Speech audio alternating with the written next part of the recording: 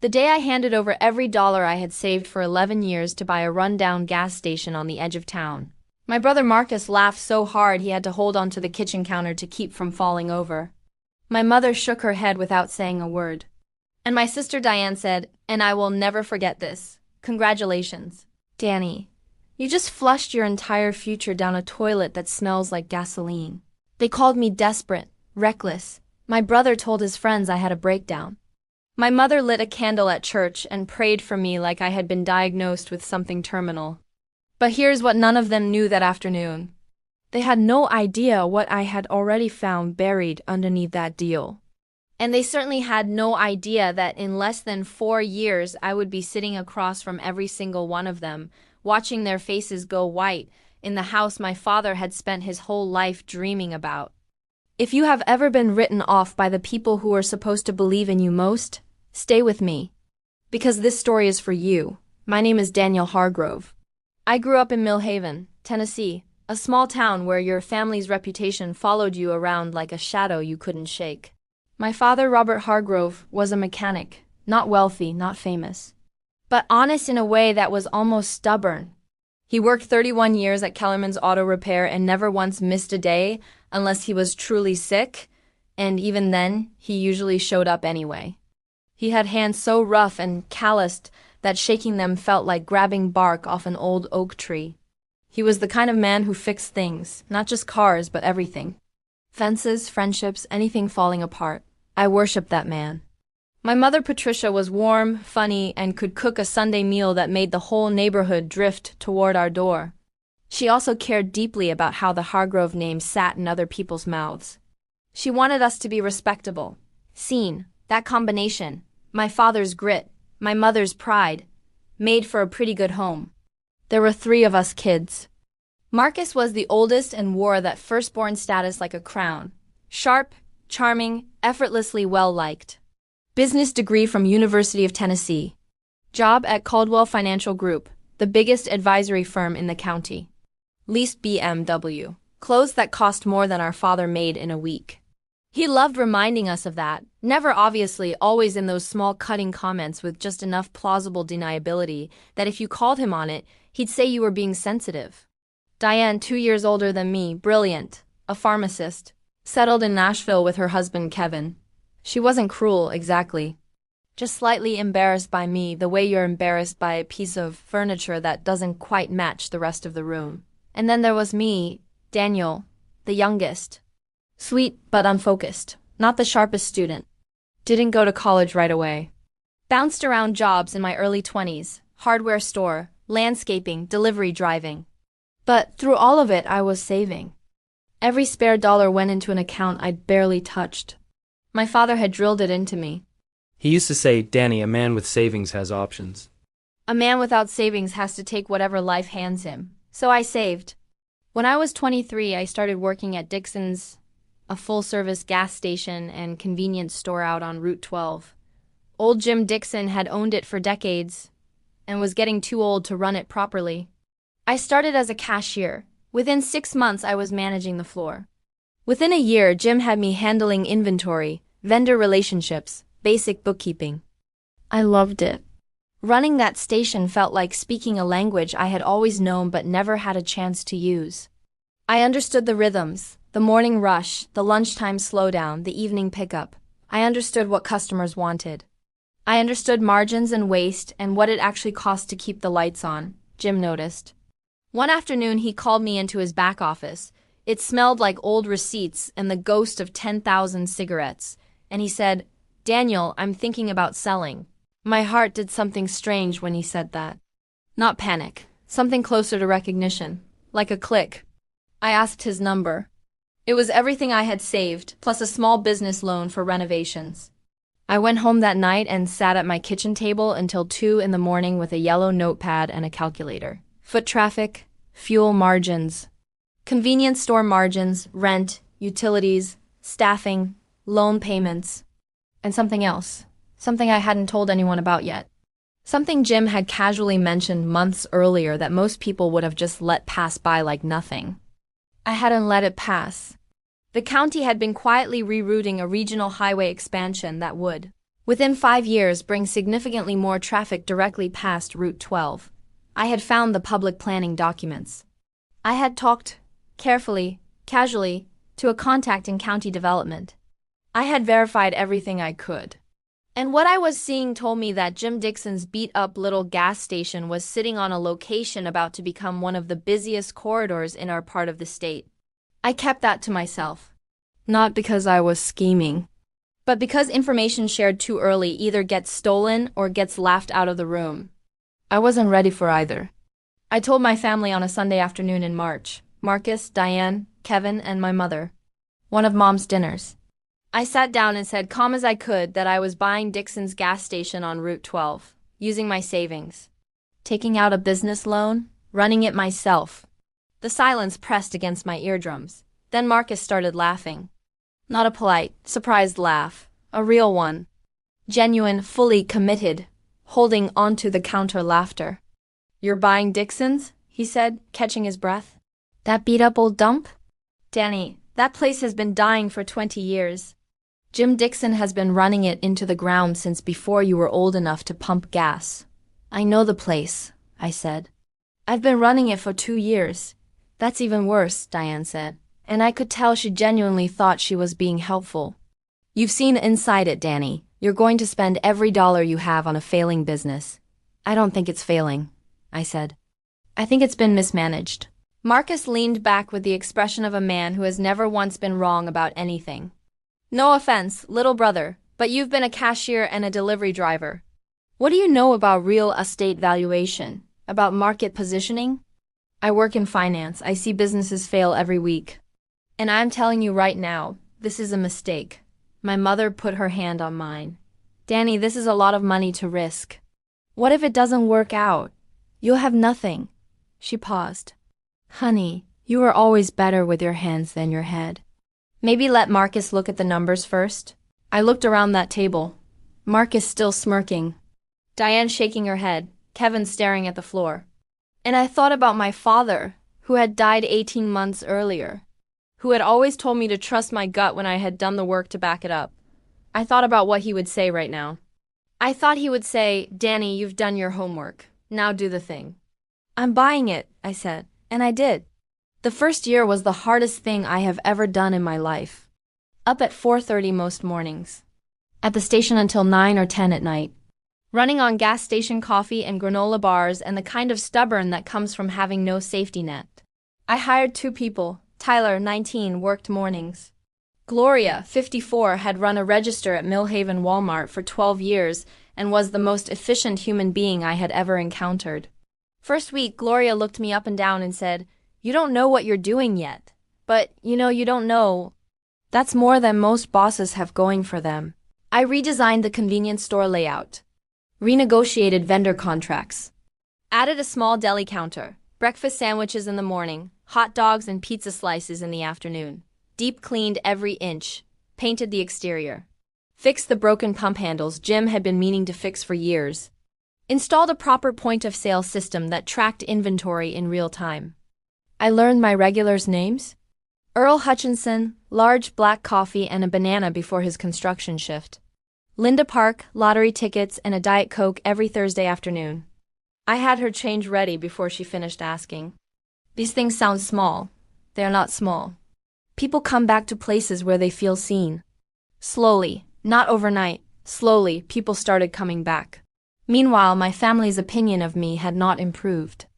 At Thanksgiving that first year, Marcus spent a good portion of dinner explaining the statistical failure rate of small independent gas stations to Kevin. He wasn't even looking at me while he said it, talking about me like I was a case study, a cautionary tale being assembled in real time. In the kitchen, Diane asked quietly if I'd thought about how to get my money out if I needed to sell quickly. "Just being practical," she said. "Are you breaking even?" "Not yet," I said. "First year is always the hardest." "Right," she said, and went back to drying dishes. My mother asked if I was eating properly. But there was one person in my corner, Rachel Nguyen, my girlfriend of 3 years, an elementary school teacher, patient, funny, and someone who understood better than almost anyone what it felt like to pour yourself into something the world undervalued. She came to the station Saturday mornings and helped stock shelves. Sat with me Sunday nights over the numbers and made tea and asked smart questions and celebrated the good weeks. She did not once in that entire first year suggest I had made a mistake. You do not know what that means to a person until you've been surrounded by people who think you have. The second year, things started turning. The hot food program was doing better than projected. I brought in a local bakery for fresh pastries 3 days a week. I partner with a nearby independent auto repair shop, referrals both ways, word spread. I wasn't just a gas station anymore. I was becoming a stop. A destination for commuters on Route 12 who needed fuel, food, and a quick moment of something that felt almost like community. And then, midway through year 2, the moment I'd been quietly waiting for arrived. The county announced the highway expansion officially. 3 paragraphs buried in the local government section of the Millhaven Gazette. The section most people skipped. I sat with that newspaper in my empty station at 7 in the morning, coffee going cold, and I felt something shift. Not excitement exactly, vindication, like a clock I had wound 2 years ago was finally starting to tick loud enough for other people to hear. The expansion would bring an estimated 40% increase in daily traffic to Route 12 within 3 years. I had already been building toward this. Now I needed to build harder. I went to the bank. Sat down with loan officer Thomas Okafor, the same man who had turned me away 2 years earlier because my business plan was promising but unproven. I put 2 years of financial records on the table, clean books, consistent growth, solid margins. Thomas Okafor looked at my documents for a long time. Then he looked at me. Then he approved the loan. The plan: buy the vacant lot adjacent to my station. Add 2 fuel islands. Expand the convenience store significantly. Add a proper fast casual food window. Frank Russo, who owned the adjacent lot, shook my hand and said, "Young man, I hope you know what you're getting into." "Mr. Russo," I said, "I've been waiting 2 years for this moment. I know exactly what I'm getting into." Construction took 8 months. Noise, dust, half operational service, apologetic signs for regulars. Gloria ran the register with an iron hand and a cheerful manner that somehow kept most of our customers coming back even when half the lot was torn up. Tyler became assistant manager. I hired 3 more people. During those 8 months, I barely slept. But I was not afraid. I was not anxious the way I had been in year 1. I was focused. There is a difference. My family still didn't know the full scope of what I was building. Marcus had stopped making obvious jokes. I think he figured I was too stubborn to admit defeat. My mother called every Sunday and I told her things were steady, which was true, and also a significant understatement. Diane asked once if I was overextending myself. "I have it handled," I said. "I hope so, Danny. I really do." The new station opened on a Tuesday in September. No banners, no ribbon cutting. I just opened the doors at 5:30 the way I always had, turned on every light in the expanded space, started the coffee machines, and waited. By 7, every pump was occupied. By 8:30, the food service line had 12 people in it. Gloria caught my eye across the store at around 9 and gave me a single slow nod. That nod meant more to me than any ceremony ever could have. What followed was extraordinary. The highway expansion traffic started flowing our way even before the full project was complete. Contractors, construction workers, commuters on new routes, all of it funneling directly past us. We were ready. By the end of year 3, the revenue numbers would have been unrecognizable to the version of me sitting at a kitchen table with a yellow notepad. They were roughly double my most optimistic projections. I had paid off the expansion loan ahead of schedule.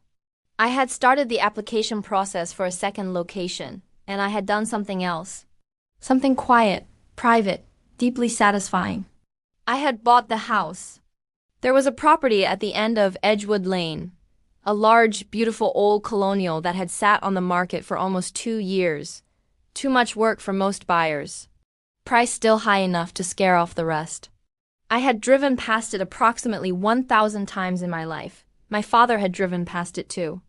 Once, when I was about 9, he pointed at it from the truck window and said, "Now that's a house, Danny. That's the kind of place a man builds toward." He said it without bitterness, just honest admiration. I bought it at the end of year 3. Cash, no mortgage. Cash, I close on a Thursday afternoon. That evening I sat alone on the bare floor of the empty living room. No furniture yet. Just bare floors and old crown molding, and the smell of history. And I cried. Not from sadness. From the accumulated weight of everything it had cost to get there. Every 4:30 morning. Every family dinner where I sat quietly while my brother explained why I was going to fail. Every moment of doubt I had pushed through and refused to surrender to. I cried. Then I got up, drove to Rachel's apartment, and asked her to come see something. I pulled up in front of the house. She looked at it, then at me. "Danny, what did you do?" "I bought it," I said. "I bought Dad's dream house," she cried, then laughed, then cried again. 3 weeks later, I asked her to marry me. She said yes before I finished the sentence. I had planned a calm, composed announcement for the family. A nice restaurant. Let them absorb it at their own pace. That is not what happened. Marcus called me on a Friday evening. Wound tight in a way I recognized as someone who had just received information they weren't expecting. "Danny, did you buy the Whitfield house on Edgewood Lane?" Candace's cousin worked at the county recorder's office. The deed had come through. "Yeah," I said. "It's true." A long silence. "How much did you pay?" I told him. "Cash?" "Cash." I heard him exhale. I had no idea things were going that well. "I know," I said. "You never asked." That landed. I could tell because Marcus didn't have a quick response, and that was unusual for Marcus. The secret was out.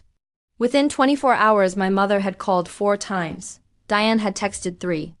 I called my mother and told her I'd have everyone over to my new house the following Sunday, for dinner, that I would cook. "Come hungry," I said. My mother arrived first. She walked through the front door and stopped in the entryway and looked up at the coffered ceiling with its original trim, and her hand went to her mouth. "Oh, Danny," she whispered. Then Marcus and Candace. Then Diane and Kevin. I watched my brother walk through the front rooms of that house. Watched his eyes take in the square footage, the architectural details, the view of the backyard through the old windows. I watched his face do a complicated series of things he was trying very hard to control. The room went quiet in a way that was full of everything nobody had yet said. Marcus broke it. "Tell us everything." And I did. I told them about the highway expansion. About finding the planning documents 2.5 years before the public announcement. About the loan, the adjacent lot, the expansion, the 11 employees, the second location application. I told them the revenue numbers. My mother's eyes went wide and filled with tears. Diane set down her fork. Kevin nodded slowly with the look of a man doing math and being impressed by the answer. And Marcus. Marcus, who had laughed until he couldn't stand straight. Marcus, who had explained my failure to Kevin at Thanksgiving like a case study in stupidity. Marcus, who had said with such absolute certainty that he worked in finance and this was a mistake. Marcus sat across from me at my table in my house, and for the first time he looked unsure. "You knew," he said quietly. "About the highway. That's why you bought it." "I did the research," I said. "I found the public documents. I talked to people. I verified it before I spent $1. You never said anything. You didn't ask," I said. "And honestly, Marcus, you wouldn't have believed me if I had. You had already decided what I was before I said a word. Nobody rushed to contradict that. Because everybody at that table knew it was true." "Danny," my mother said, her voice thick. "I am so proud of you." "And I'm so sorry, Mom."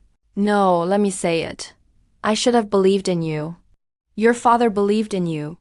He always said you had something the rest of us couldn't see yet." She pressed her napkin to her face. "He would have been so proud. I had promised myself I wouldn't get emotional at this dinner. I got emotional at this dinner." Diane reached across and put her hand over mine. "I'm sorry too. I was condescending to you for years. I assumed. And I was wrong." "You were," I said. "Not mean, just true." "I know," she said. Then she looked at me and said something I will carry for the rest of my life. "Dad would have taken you out to that lot, walked every inch of it with you, asked every question. And then he would have just beamed." I had to look at the ceiling for a moment after that. At the end of the evening, Marcus pulled me aside in the hallway. He looked older somehow than when he'd walked in. Not in a bad way, humbled. I owe you an apology, he said. A real one. Not just because you were right. Because of how I treated you while I was wrong. I laughed at you in front of the whole family. I talked about you to Kevin like you were a case study in stupidity. That was wrong. And I'm sorry. I looked at my brother. This man who had made me feel small at every turn for most of my adult life, who wore his credentials like a weapon, who had positioned himself as the smart one and me as the hopeless one without once stopping to look at what I was actually doing. I thought about all the dinners, all the casual dismissals, all the laughter. And then I thought, he's standing here right now saying the words. That took something. It's not nothing, a man admitting he was wrong to his little brother. I know you're sorry, I said. I believe that. But Marcus, the reason I never showed you my numbers, never explained the full plan, it wasn't because I didn't want your input. It was because every time I was around you, I felt like my ideas didn't deserve to be taken seriously before I'd even finished saying them. I couldn't afford to let that in. I had to build this in the silence of your doubt, and I'm proud of what I built. But I want you to know, I built it alone, not because I wanted to. Because that's how you made it. He absorbed that. His jaw worked. His eyes were bright. You're right, he said. I hear you. Good, I said. And then, because I am my father's son, and my father fixed things, I reached out my hand. He took it. It wasn't everything. Years of dynamic don't change in one handshake. But it was a beginning, the real kind. Rachel and I got married the following spring. The ceremony was at a small chapel in Millhaven with beautiful old stained glass windows that made the light look like something out of a painting. The reception was in the backyard of the Edgewood Lane house, fully renovated by then, more beautiful than I had even imagined. My mother danced. Actually danced. Something I hadn't seen since before my father got sick. At one point, she danced by herself in the way people do when they've stopped worrying what anyone thinks and are just feeling something good. Marcus gave a toast. He stood up and said, "My little brother has spent the last several years teaching me something I thought I already knew, the difference between being smart and being wise." I completely missed what was sitting right in front of me. Danny didn't miss it. He did the work, he stayed quiet when the noise was too loud, and he built something none of us believed in. I am proud to be your brother. And I am humbled to be your friend. I shook my head at him across the table because I was dangerously close to not holding it together, and I needed him to stop before I became a weeping mess at my own wedding. He laughed and sat down. Diane kept hers shorter. She said, "I used to think Danny needed looking after." As it turns out, he was just waiting for the rest of us to catch up. Gloria was at the wedding. Tyler was there. Thomas Okafor, the loan officer who had said yes the second time. Frank Russo, who sold me the adjacent lot, he ate 3 plates of food and told me it was the best wedding meal he'd ever had. And Jim Dixon, old Jim, who had handed me the keys to that first beat-up station in the rain. He shook my hand and teared up a little and said, "She had more in her than people thought. Just like I told you. Just like you told me," I said. About a year after the wedding, Marcus called me, not to mock, not to question, to ask for advice. His firm was looking at a commercial real estate investment in our county. He wanted my read on the corridor development. He asked thoughtful questions. He listened to my answers. He said, "Your read on the local market is better than anyone we have on staff." At the end of the call, he said, "If you ever want to think about expanding in a different direction, I know people who would line up to invest in whatever you're doing next." I thanked him. I didn't need his investor connections. But the offer meant something, not the money. The fact that he was asking. Somewhere in those 4 years, the equation had flipped. The person my family now called when they wanted to understand something about business, about markets, about what was happening in our corner of the state, was me, the hopeless one. The one who didn't go to college. The one who bought a beat-up old gas station on a rainy Thursday in April with every dollar he had. If you're still with me, I suspect you're not just here for the story. Maybe it's not a gas station. Maybe it's a business idea your family told you was stupid. A career path they didn't take seriously. A dream they couldn't picture for you. Maybe you are in your own rainy Thursday moment right now, holding something you believe in, surrounded by people who are shaking their heads. Here is what I want to say to you. The underestimation of people who don't know what you know is not evidence that you're wrong. It is simply evidence that they don't have the information you have. Some visions can only be built in the shelter of your own certainty. My family's doubt didn't break me. It clarified me. It forced me to be so sure, so prepared, so thorough, that by the time I sat across from them in that house on Edgewood Lane, there was nothing left to doubt. I was not lucky. I was prepared, and I waited for my timing. There is a significant difference. And this one last thing, because it matters. When Marcus apologized, I accepted it. When my mother cried and said she was sorry, I held her hand and told her I knew. Because revenge that costs you your family is not justice. It is just a different kind of loss. What I wanted was never to burn them. What I wanted was for them to see me.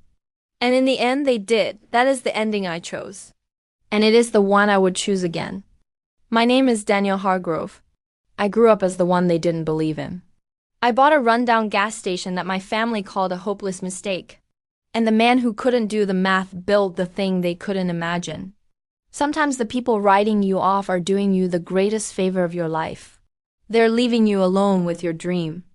And that is exactly where the real work gets done.